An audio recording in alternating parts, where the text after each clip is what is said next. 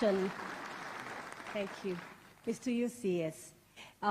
There's been a lot of talk about activity versus input, output and outcomes. As the custodian of public service measurement in this government, what is your take on Kenya's model of performance contracting and performance management? Are we measuring the right things?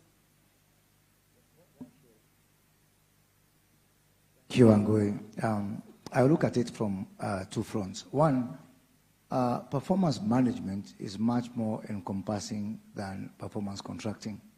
Performance contracting is just one of the measures that is supposed to contribute to performance management, and it's much broader than that. So the conversation that we are having within government is how can we be able to broaden the performance management framework so that it focuses more on productivity, that it measures outcomes and results as opposed to events and processes, which is the current.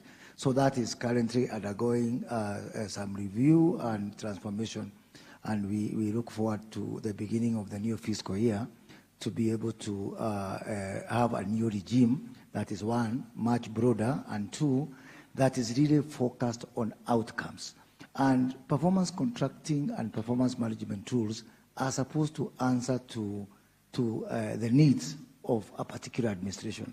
So what we're also doing is asking ourselves, how can our current performance management framework be a tool for this administration to achieve the commitments that we made to our people? Ultimately, we have to do that because the issue of productivity is key. And also, as the chair has said, on the issue of generational equity, that do we want to, as a current generation, to leave all the obligations and all these problems to future generations?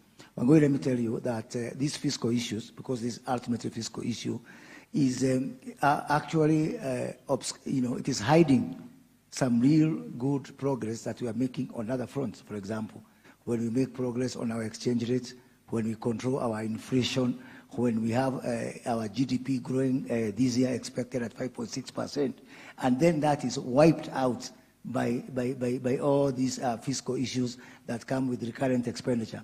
And finally, we want to broaden this discussion and ask ourselves, is this just an economic issue? No, for me, it is a moral issue, it's an ethical issue. How can we have 1 million people who are the public servants consuming 41% of our revenues and leaving the other 53 million people to consume 59%? In fact, I would question the other 53 million people. Why are they so patient with us? Because there's a moral issue and there's an ethical issue of how can we have just 1 million people living on the back of another 53 million people. Thank you. Thank you. Thank you, CS. Wow. Let me move over to the county governments before I come to you, Your Excellency.